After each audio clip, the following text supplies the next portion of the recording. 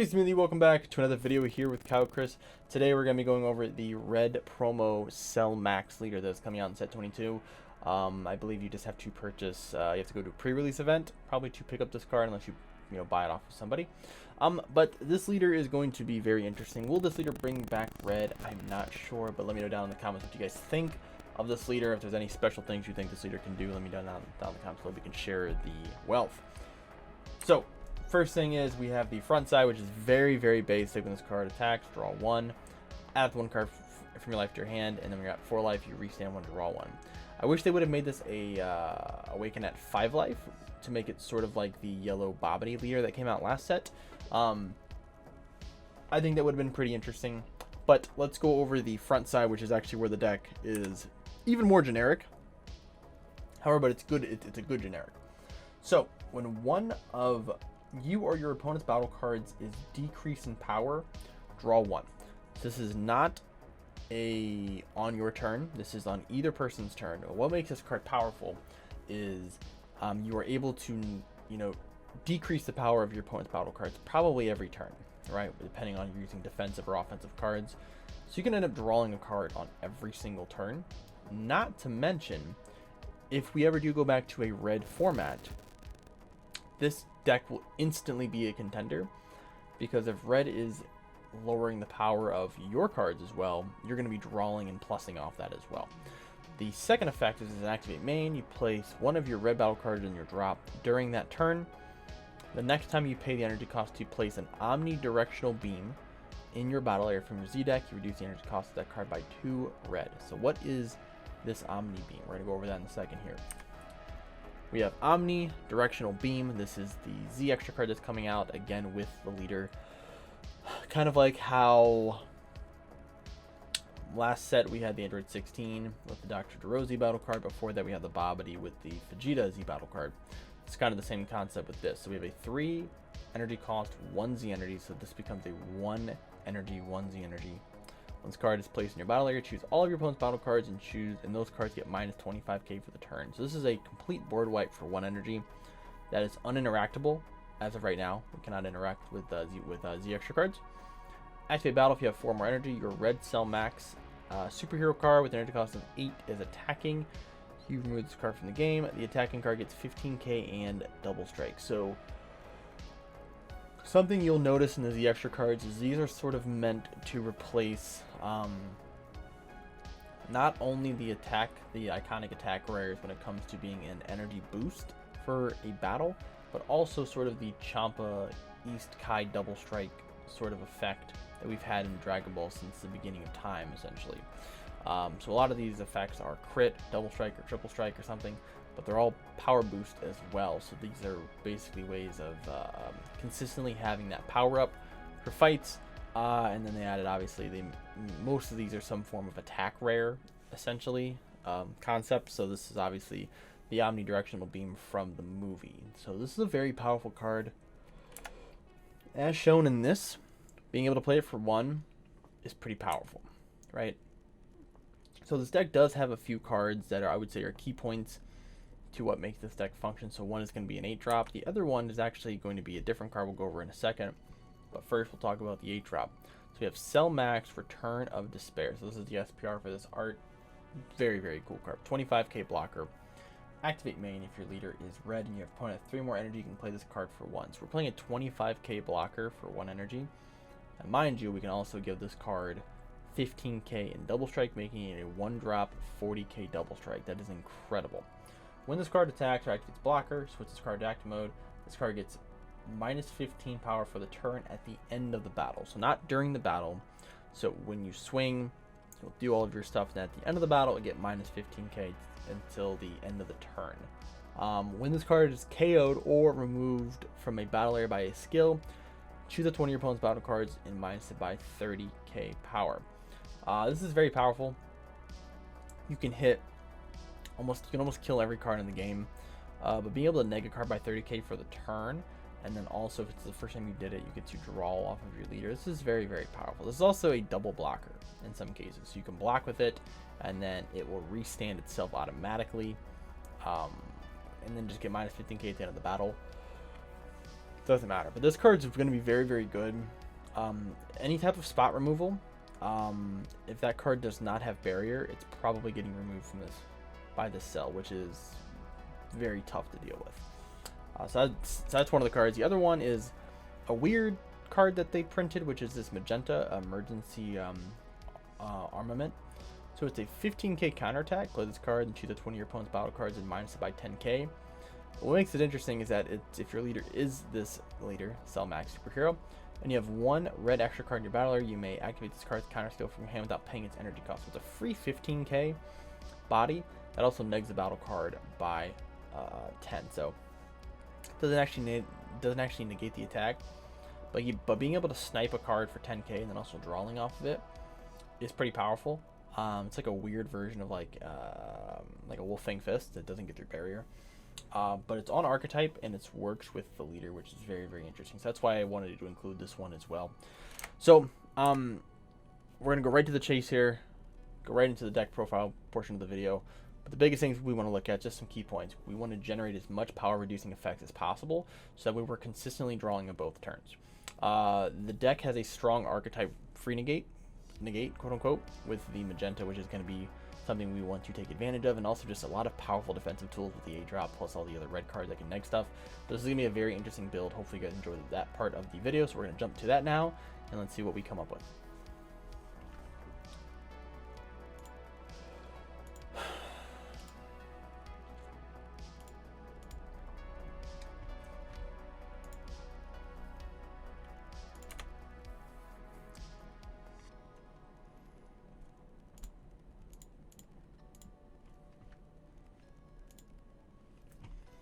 Alright everybody, so we're going to go over the deck here, and let's see what we came up with. So the first thing will be the Z deck. We're going to go over. Alright everybody, so now we're going to go over the deck. Let's see what we came up with here. So the first card is going to be this other magenta card that comes in the set, Path to Wish Fulfillment. So I did not include this in the other part of the video because this actually works for the Dr. Hito deck, which will be coming out after this. It's a 1-drop, draw 1 cantrip, and then auto, and it doesn't say it on the actual card here, but it is a 1 red.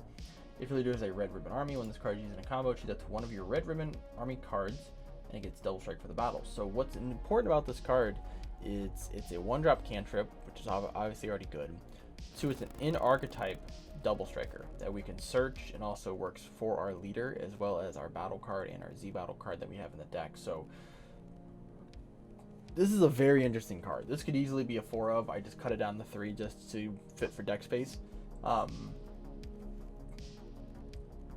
It doesn't give you a power boost. It just is a 5k double striker. I think it's pretty fair. It can happen at any turn, so you don't have to have a specific energy or anything else like that. It's just as long as you can pay the cost for it. And it just has to be used in a combo. So it doesn't even have to be comboed from the battle area. This is a very slept-on card, I think, for this deck and also for the Dr. Hito deck. This is going to be a very, very powerful card. I'll have to see how well it does once we see this deck actually come out. Next is going to be Dr. Hito, a heroic brain, question mark. Permanent, if your leader is a red ribbon army card, and you have a red Gamma 1 or Gamma 2 card in play, this card gets 1k power, and this card can attack battle cards that are in active mode. So this is interesting. We do actually might play, you know, wink wink, some of the Gamma cards, but this card could be a 5k that can swing at other 5ks in active mode. That's pretty cool. Second effect, when this card's played, look up the top 5 cards of your deck, add up to 1 red ribbon army card to your hand. So we've already seen now 3 red ribbon army cards. We have 1-drop magenta, actually 4. We have 1-drop magenta, we have the 3-drop magenta, we have this card, and we know of the 8-drop already, which is an 8 cost. This card also searches out the 8 cost. If there is a secret rare that comes out for this deck, which at the time of this video, we have seen 2, so we probably actually won't get a red ribbon army secret rare this set. Who knows? They might do another one. I don't know. But as of right now, there is not one. But if there is, you'll be able to search it off of this card. So that might be something in the future we might get. We have 2 Planet M2. This is a really cool card. So this is a really, really old card from set 3, I believe. Field spell. When this card's played, we don't do this bottom part. It doesn't matter. Bottom part, the actual activate battle, switch the card to rust mode. If it's your turn, Choose 20 of your opponent's battle cards or leaders, and it gets minus 5k for the duration of the battle. So this is a very cool card. So I wanted to include this. Do I think this is like the craziest tech ever? No. But I do think it's very interesting to run, being able to have just a 15k, like just a Planet M2 just to get rid of some stuff. It's a very cool tech. I wanted to just share it in the video. Most people probably won't end up playing this card. I decided it'd be very interesting to add in. 4 of the magentas. This is your counterattack. I think this is going to be a 4 of in the deck. Essentially, after you're probably going to play the extra card turn 3 or turn 2, then this card will be live the rest of the time. You also can play it like turn 2 and just set this card up in your hand, so that way you'll always have it available to get rid of something on board.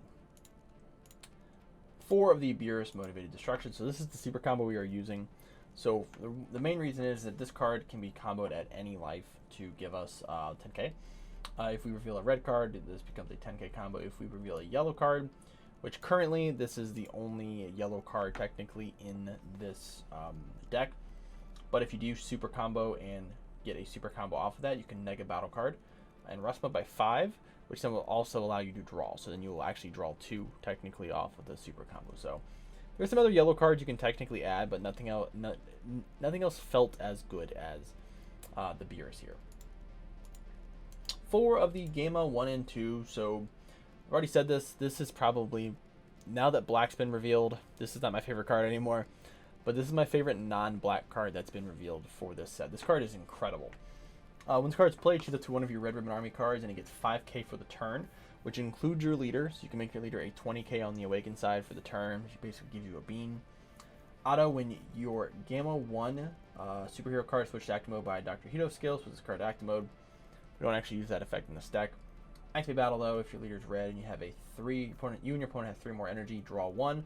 Put a card from your hand and choose one of your red cards, and it gets 10k power for the battle. So this is a 10k battle step boost that also draws a card, and then gives you a sustainable 5 extra k power for the duration of the turn. So if you're on defense, this card's a perfect card to play on defense. Also searchable off of the Dr. Hito, so keep that in mind. 3 Super Saiyan Son Gohan defeating the demon. Powerful red card. It's a promo. This card also reduces power, so this is a draw 1 counterplay that you can play on your opponent's turn. Very good card. Don't think it needs much said. This card was incredible when it comes out. With red being so bad right now, this is probably a good time to buy this card up, because when red becomes good again, and it will at some point before Nats, probably this card will shoot back up in price. 3 Super Saiyan Broly's, another incredibly expensive card. Doesn't go fully with the archetype, but being a 1-drop 25k crit that also draws you a card, I think it's kind of hard to turn down as a good card. So definitely want to run it in here as well. 4 of the Cell Max. Very powerful defensive card. Also can be used as a finisher, as a 40k double striker that costs technically 2 energy, 1 for playing it, 1 for using the omnidirectional beam if you haven't played it out already. I think it's pretty good. Yeah, not much else to say. Also searchable off Dr. Hito. It's pretty cool. You also can use the magenta here to give that card double strike as well, so you don't even have to use the omnidirectional beam. 2 Garlic Jr. Invitation to Eternal Darkness. So this is a really cool tech. 30k dual attack. You can play for 2 if your leader is red and you have 4 more energy. Play this card and then choose all of your opponent's battle cards other than this card. Choose all battle cards other than this card and they get minus 15k. So eggs your own board as well. And then if it has this card has indestructible, you minus all your opponent's battle cards in unisons by 10k consistently. And then at the end of your opponent's turn, it gets removed from game. But why this card's cool is you can play it for 2, basically does a board wipe, and then it's a 30k swing that swings twice. I think it's pretty cool. It's something people will run, who knows. But I think it's really cool. It's another just a card that can neg stuff as well. So it might not end up going into final builds, but as always, these videos are meant to be templates for you to look at, get kind of an idea of how the deck can potentially function, and then you switch up stuff to kind of fit your own needs. 4 Super Saiyan 3, Super Saiyan 3 one hit wonder. I think this is a necessary 4 of in the deck. So if your opponent's battle card's power is reduced. This card's not in play, so it technically has unique. Play this card from your hand for free, and then activate battle. You send this card from the drop to the warp. You neg one of your opponent's battle cards by 5k. So this is also a draw one on the bottom here, but this is a 15k body you can play for free almost every turn. That's very powerful. Free play is something that does not happen a lot in Dragon Ball anymore, because free play is incredibly annoying most of the time. This is pretty easy. It's just a 15k body. It's just going to add a little more pressure, but also just being able to use it from the battle, from the drop area too, is pretty remarkable. So I think this is just another good card to have in the deck. Definitely a 4 of if you're going to play it, because almost every other turn this card's going to come down. 3 Son Gohan facing the Android Terror. This is another card that can neg. You can also use it to Z-charge and neg battle cards, but on your Awakened side, this is a Z-charge that also will draw you a card, which is pretty cool. So, and it's only battle cards, so you don't get the effect if you neg the Unison, which this card technically can neg the Unison.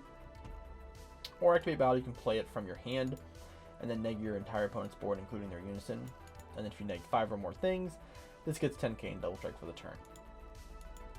1 Super Saiyan for Vegeta. Overwhelm. Probably good just to play an Overwhelm card. Then we have our Secret Rare, which is the 10-drop Shinron, the Eternal Dragon. So this works pretty well. You can't play Super Saiyan Vegito because we're not a Saiyan leader. Vegeta's kind of expensive. It's a 4 cost. Yeah, it's okay, right? So this card can cost 3.